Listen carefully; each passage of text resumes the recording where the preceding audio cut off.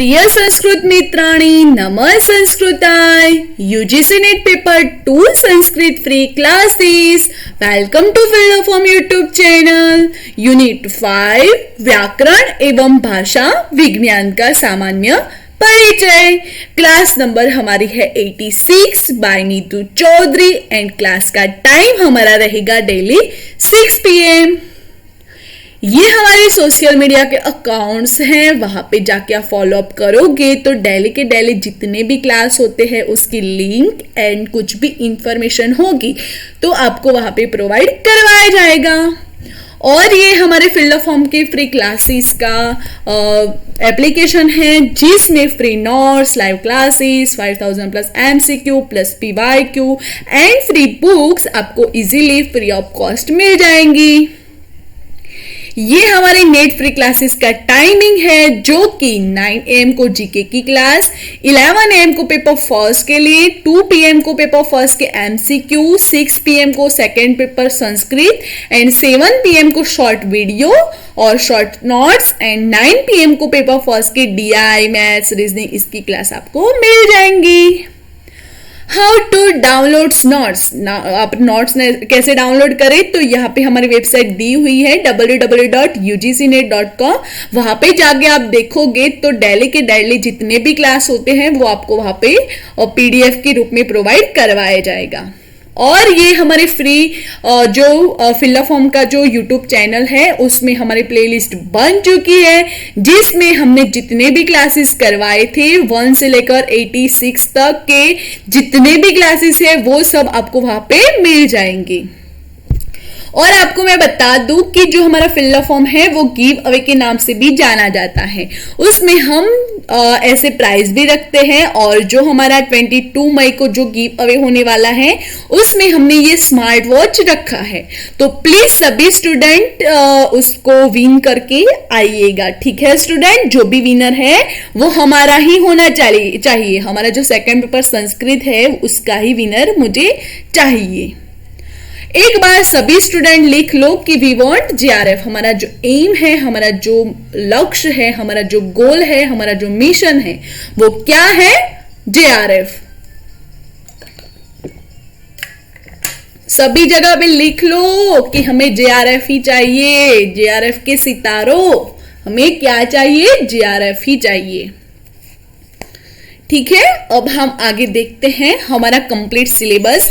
कितना सिलेबस हमारा कंप्लीट हो गया है तो यूनिट 1, 2, 3, 4, 9, 10, 7, 8 और अभी जो कंटिन्यू हमारी यूनिट है वो 5 है। उसमें आज का हमारा जो टॉपिक है वो पाणिनीय शिक्षा का है।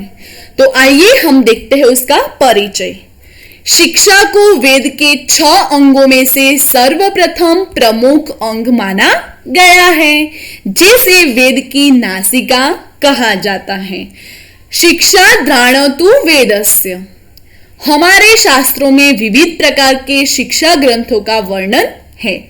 उनमें से पाणिनीय शिक्षा सरल और स्पष्ट भाषा में लिखा गया एक महत्वपूर्ण एवं प्रामाणिक ग्रंथ है जिसके रचयिता आचार्य पाणिनि है। यह पद्यात्मक शैली में लिखा गया ग्रंथ है जिसमें 63 या 64 श्लोक है। जिसमें कितना श्लोक है यानी कारिकाओं है 63 अथवा 64।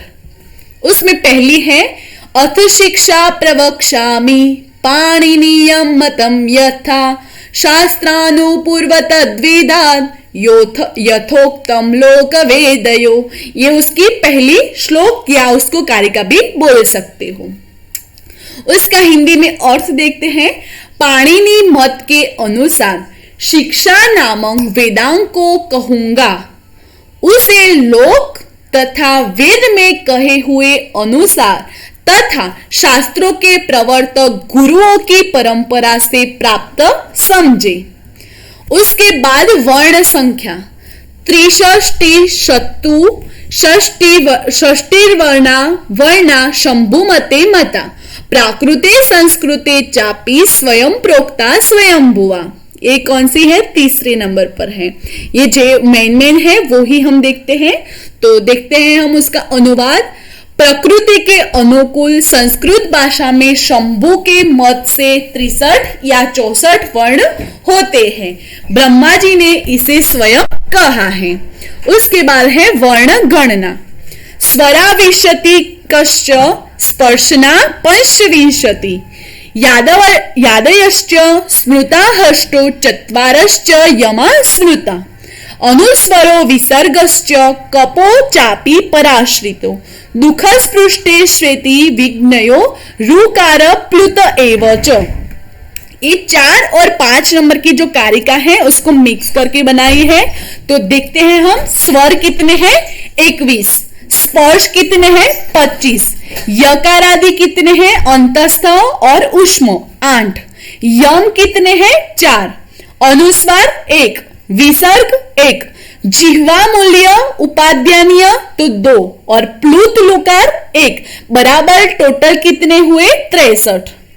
अनुस्वार के ह्रस्व दीर्घ या रंग रूप में 2 संख्या लेने पर 64 होते हैं।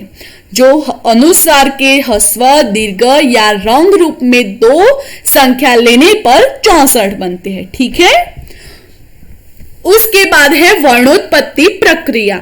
आत्मा बुद्ध्या समेत जन्मो युक्ति विवक्षया मनः कायाग्नि महंती सप्रेयति मारुतम मारुत स्तुरसी चरम मंद्र जनयति स्वरम प्रातः सवन योगम त छंदो गायत्रमाश्रितम। प्रातः सवन में प्रयोज्य और गायत्री छंद में विशेषतया संबंध मंद्र यानी गंभीर स्वर को उत्पन्न करता है, वो हृदय में। मध्यान्ह सवन में कोष्ठ देश के प्रयोज्य त्रिष्टुप छंद से मध्यम स्वर को उत्पन्न करता है। किसमें? कोष्ठ में। सायं सवन के प्रयोज्य तथा जगती छंद से तार स्वर को उत्पन्न करता है शीर में। उसके बाद है वर्ण भेद। पहला है स्वर, दूसरा है काल, तीसरा है स्थान, चौथा है अभ्यंतरण प्रत्यय और उस प्रयत्न और उसके बाद है बाह्य प्रयत्न। तो देखते हैं हम स्वर कृत वर्ण भेद, काल कृत वर्ण भेद। 3 स्वर है, उदात्त, अनुदात्त और स्वरित। 3 कालकृत नियम है, ह्रस्व, दीर्घ और प्लुत। ये सभी आपको याद रखने हैं। ये सभी आईएमपी क्वेश्चंस बन सकते हैं यहाँ से।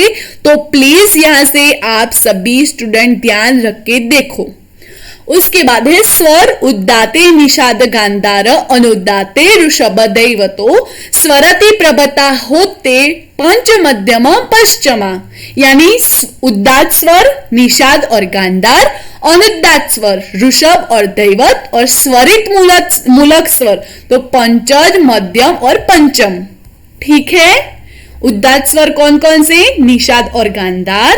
अनुदात स्वर कौन कौन से? तो ऋषभ और दैवत। स्वरित मूलक स्वर तो पंचज, मध्यम और पंचम। उसके बाद है वर्ण स्थान गणना। वर्णों के 8 उच्चारण के स्थान है। अष्टौ स्थानानि वर्णानुमुरः कंठः शिरः स्तः जिह्वामूल च दन्तश्च नासिकोष्ठौ च तालु च। ऊर, कंठ, शीर, जिह्वामूल, दंत, नासिका, ओष्ठ और तालु, ये 8 स्थान है वर्ण के उच्चारण के, वर्ण के गणना के, स्थान गणना। कितने स्थान है? 8। कौन कौन से हैं? ऊर, कंठ, शीर, जिह्वामूल, दंत, नासिका, होष्ठ और तालु। चारायणीय शिक्षा में 19 दिए गए हैं। यहाँ पे पाणिनीय शिक्षा है, उसमें कितने हैं? 8 और चारायणीय शिक्षा जो है उसमें 19 दिए गए हैं। उसके बाद है ऊष्म गति बेदा विसर्ग भेद। कितने हैं? 8। विसर्ग की 8 गति होती है। ओ भावश्च विवृतिश्च शशसा रेफ एव च जिह्वामूलम उपलब्धा च गतिश्च विद्योष्मश। यानी ओकार होना, विवृत्ति होना, शकार होना, शकार होना, सकार होना, रेफ, जिह्वामूल्य और उपद्मानी। ये कितने हैं? ऊष्म गति के 8 विसर्ग भेद। ऊष्म गति के भेद कितने? 8। कौन कौन से? ओकार होना, विवृत्ति होना, शकार होना, शकार होना, सकार होना, रेव, जिह्वामूल्य और उपदमानीय। उसके बाद है वर्ण विषय स्थान निरूपण। हकार पंचम मयुक्त मंतः स्थानामिश्च संयुतम उरस्यम त विजानीय कांठ माहुर संयुक्तम। परवर्ती वर्गों के पंचम वर्ग ड, अण, न, म, द, ज से और अंतःस्थ संज्ञा य, व, र, ल वर्णों से संयुक्त हकार उरह स्थानक होता है और इनसे असंयुक्त हकार कंठ स्थानक होता है। उरह स्थानक और कंठ स्थानक 2 प्रकार के यहाँ पे भेद है। कौन कौन से हैं? अंतः स्थानक और असंयुक्त हकार। तो देखते हैं हम। तो परवर्ती वर्ग के पंचम वर्ण ड, अण, न, म, द, ज से और अंतस्थ संज्ञ हो य, व, र, ल वर्णों से संयुक्त हकार उरह स्थानक होता है। इनसे असंयुक्त हकार कंठ स्थानक होता है। ठीक है, समझ में आ रहा है? तो एक बार थंब करिए ताकि हमें भी पता चले।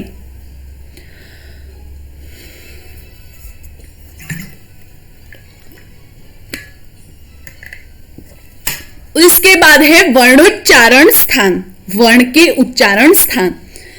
कंठ वहा विचूय शास्ता लव्या ओष्ठ जावुपु सुमूर्धन्या शु रुटुरसा दंत्या लुटुरसा स्मृता। कंठ के अ और ह, तालु के ई, य, श और च वर्ग। उसके बाद ओष्ठ के उ, प वर्ग। उसके बाद मूर्धा रू, र, श और ट वर्ग। उसके बाद दंत के लू, ल, स और ट वर्ग।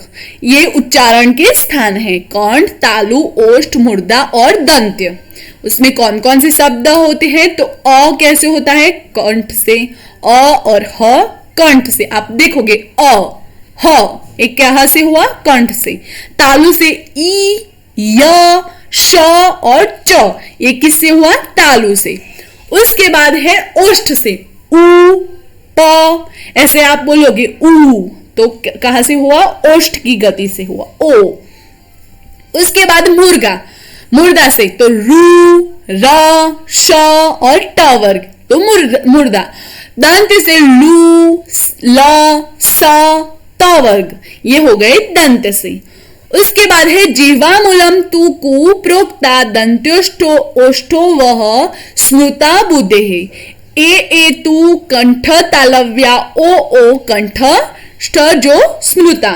तो जिह्वामूल क वर्ग, दंतोष्ठ व, कंठ तालु ए और कंठोष्ठ कंठ और ओष्ठ से ओ।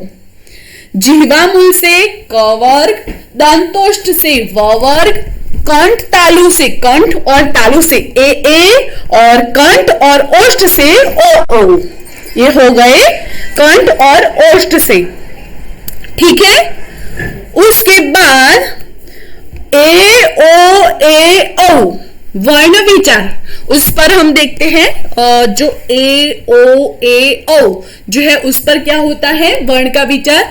तो अर्धमात्रा तु कंठस्थ एकार रैकार यो भर्वते ओकार उकार यो मात्रा तयो विवृत संवृतम। एकार और एकार में कंठस्थ स्वर की अर्धमात्रा विवृत कहलाती है। ओकार और औकार पूर्व में कंठ स्वर की एक मात्रा संवृत कहलाती है। जो विवृत और संवृत है वो किसे कहते हैं? तो एकार और एकार, छोटा ए और बड़ा ए। ओकार और औकार, एकार एकार तो विवृत, ओकार औकार तो संवृत। ठीक है। उसके बाद है अर्धमात्रा तु कांठस्य एकारौकारौ भवते, एकारौकार यात्रा मात्र तयो विवृत संवृतम। एकार और औकार में कंठ स्थानक अवर्ण की आह्य अर्धमात्रा विवृत कहलाती है। एकार और ओकार में आद्य कंठ स्थानक अवर्ण की अर्धमात्रा संवृत कहलाती है।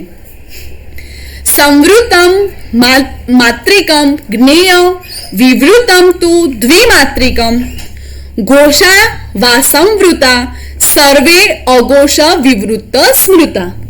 जो संवृत, विवृत, अघोष, घोष ये सब जो है वो कौन कौन से हैं वो देखते हैं हम।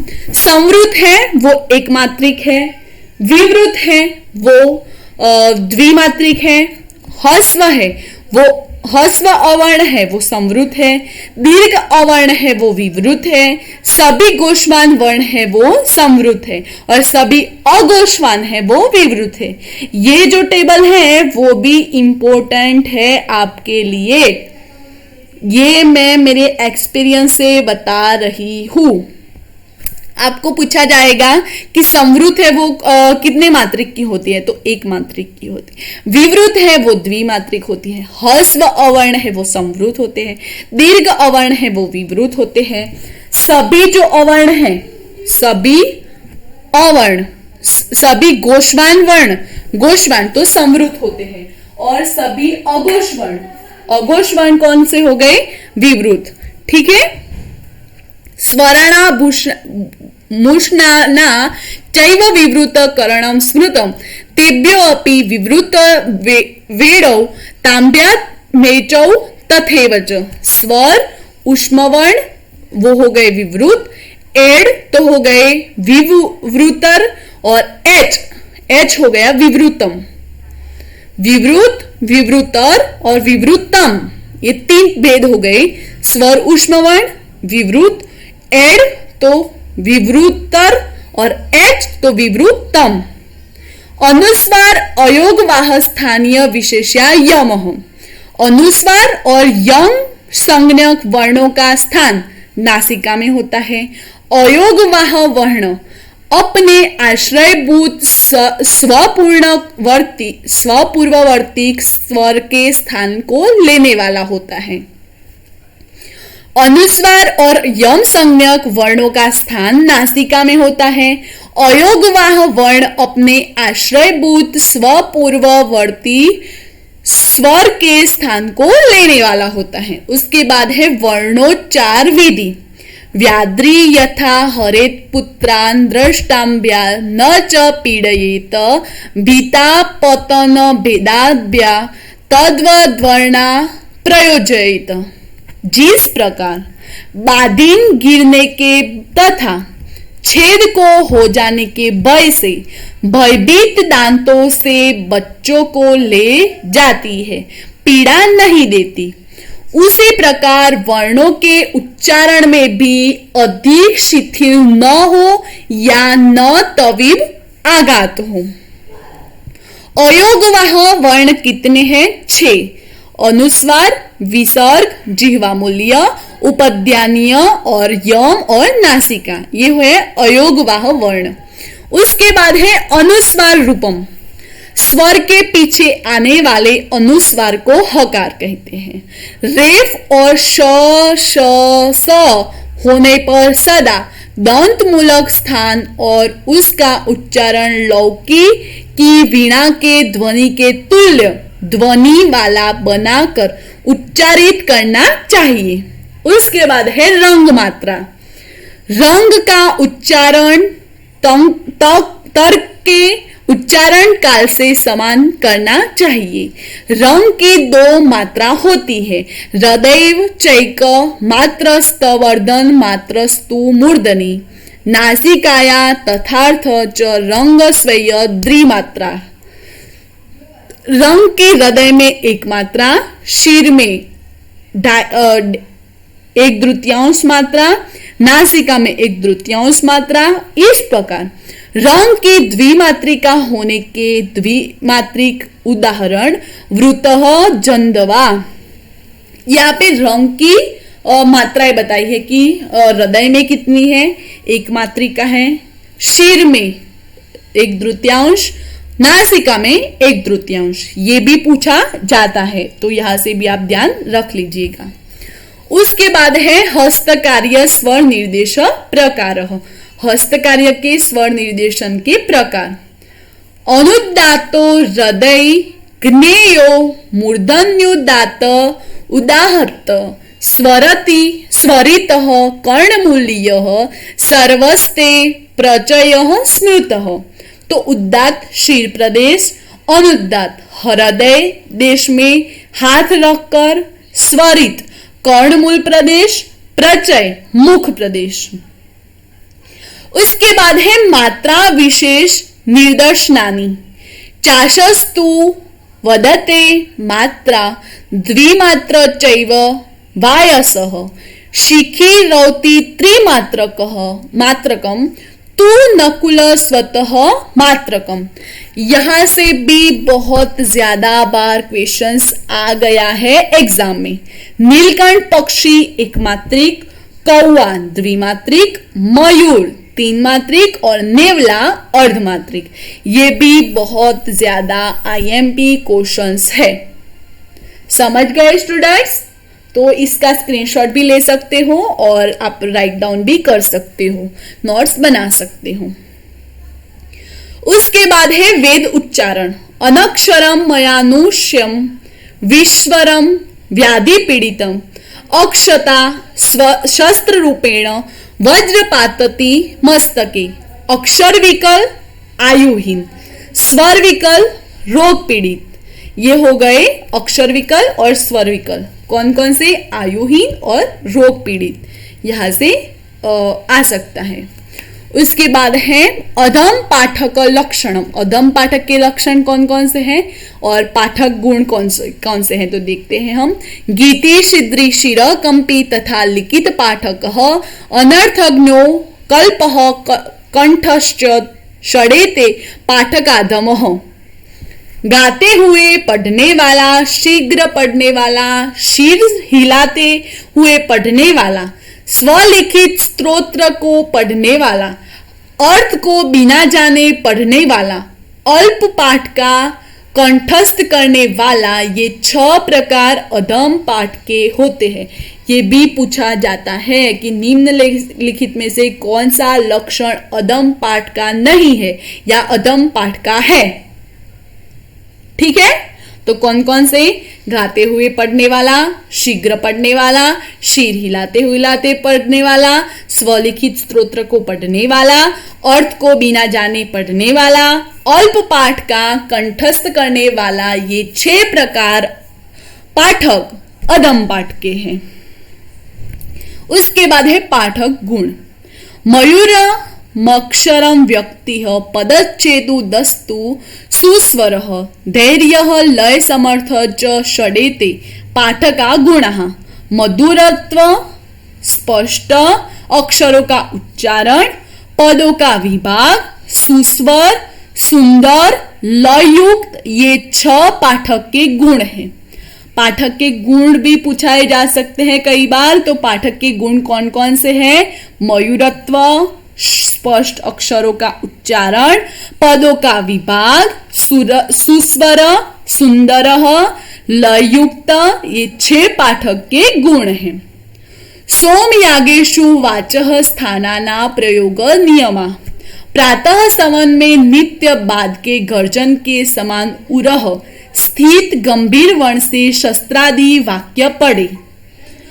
मध्याह्न दिन बीच के सवन में चकवे के ध्वनि सदृश कंठ स्थित स्वर से शास्त्रादि वाक्य पढ़े। तृतीय सवन में ताल स्वर को मयूर कोकिल हंस सदृश स्थिर स्थित नाद के समान स्वर से शास्त्रादि वाक्य पढ़े। ये 3 अवस्थाओं में कैसे कैसे पढ़े और किससे पढ़े? ऊर, चाकवे और मयूर कोकिल हंस शीर। और उसके बाद है अभ्यंतर प्रयत्न। अचोड स्पृष्टा यण स्त्री शन्ने स्पृष्टा शल स्मृता शेषा स्पृष्टा हलः प्रोक्ता निबोधनो प्रदात। अज अस्पृष्ट विवृत, यण ईशस्त पृष्ठ ईशद्रीवृत और शल अर्धस्पृष्ट ईशद्रीवृत और हल तो स्पृष्ट। यह है अभ्यंतरण प्रयत्न। अच अ से लेकर चौथे, अ से लेकर च से अस्पृष्ट विवृत, यण यानी य से लेकर अण तक ईशस स्पृष्ट ईशद्रीवृत, शल श से लेकर ल तक अर्धस्पृष्ट ईशद्रीवृत, उसके बाद ह से लेकर त तक स्पृष्ट।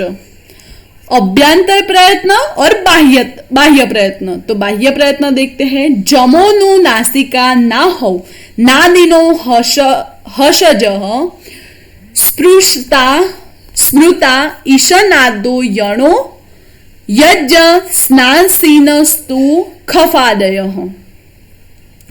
जम यानी अनुनासिक, ह और र अनुनासिक रहित, ह और जश तो नाद, यण जश ईशनाद और खफादी तो श्वास प्रयत्न। यह है बाह्य प्रयत्न। उसके बाद है वेदांग। छंदौ पादौ तु वेदस्य हस्तौ कल्प पठ्यते ज्योतिष्मानं चक्षु निरुक्तं श्रोतं मुच्यते शिक्षादानं तु वेदस्य मुखं व्याकरणं स्मृतं तस्माद् सांज्ञ दीयत ब्रह्मलोके मह्यते। छंद पैर है, कल्प हाथ है, ज्योतिष आंख है, निरुक्त कान है, शिक्षा नाक यानी नासिका है और व्याकरण मुख है। हस्त में स्वर निर्देश प्रकार। उद्दातम प्रदेशिनी विद्यत प्रचयम मध्यमो गुलित निहतम तु कनिष्ठा स्वरितोप कनिष्ठिकम। उद्दात स्वर अंगूठा तर्जनी के मूल में अग्रभाग जुड़ने पर। उद्दात स्वर कहाँ पे बनता है? अंगूठा तर्जनी के मूल में अग्रभाग जुड़ने पर। अनुद्दात स्वर कनिष्का के अग्रभाग जुड़ने पर। स्वरित स्वर अनामिक के अग्रभाग जुड़ने पर। प्रचय स्वर मध्यमा के अग्रभाग जुड़ने पर। उद्दात तर्जनी, अनुद्दात कनिष्ठिका, स्वरित अनामिका और प्रचय मध्यमा। उसके बाद है पदशय्या, 9 प्रकार की। अंत्योद्दात, मादुद्दात, मदुद्दात, अनुद्दातम, नीच स्वरितम, मध्यमोद्दात स्वरितम, द्रुद्दातम, त्रुदात्तमिति नवपदश्च। स्वरों की अवस्थिति विशेष से पद 9 प्रकार के होते हैं। अंत्योदात, आदुदात, उद्दात, अनुदात, अनुदात स्वरित, मध्योदात स्वरित, व्युदात और त्रयोदात। ये 9 प्रकार की पदशय्या है। स्वरों के कितने? 9 भेद है। पदशय्या उदाहरण: अग्नि अंत्योदात, प्र उद्दात, वीर्यम अनुदात स्वरित यानी नीच स्वरित, स्व तो स्वरित, इंद्र बृहस्पति तो त्रयोदात, इंद्र बृहस्पति तो त्रयोदात, सोम आदुद्यात, वह अदुद्दात, हविष्याम तो मध्योदात और बृहस्पति तो व्युदात। ये हो गए 9 भेद उसके उदाहरण के साथ। उसके बाद है हस्त कार्य स्वर निर्देश प्रकार। अनुदातो रदिग्नेयो मूर्धन्दात उद्दातः स्वरितः कर्णमूल्यं सर्वोस्से प्रचयः स्मृतः। उद्दात शीर प्रदेश, अनुदात हृदय देश के हाथ रखकर, स्वरित कर्णमूल प्रदेश, प्रचय मुख प्रदेश। मात्रा विशेष निर्देशनानि चाशस्तु वदते मात्रा ध्रीमात्रा चैव वायस्य शिखी रौति त्रिमात्र तु नकुल स्वमात्रकम। यहां से भी क्वेश्चंस आ सकता है। नीलकंठ पक्षी, जो नीलकंठ पक्षी है वो एक मात्रिक, कौवा द्विमात्रिक यानी 2 मात्रिक, मयूरः पक्षी 3 मात्रिक और नेवला अर्धमात्रिक। सीरियसली मैं बता रही हूं कि यहां से एक क्वेश्चंस आपको मिल जाएगा कि ये पक्षी या ये कितने मात्रिक का है। ये 100% गारंटी के साथ मैं आपको बता रही हूं। वेद उच्चारण अनक्षरमयनु शयम वीरस्य व्याधि पीड़ितम अक्षता शस्त्र रूपेण वज्र पतति मस्तके। अक्षर विकल्प आयुहीन और स्वर विकल्प तो रोग पीड़ित। उसके बाद हमारी जो नेक्स्ट क्लास होगी वो भाषा विज्ञान पर होगी। भाषा विज्ञान क्या है, उसका क्या महत्व है, उस पर भाषा विज्ञान पर होगी। और we want your feedback and video को लाइक करना मत भूलिएगा, सब्सक्राइब और शेयर भी कर लीजिएगा।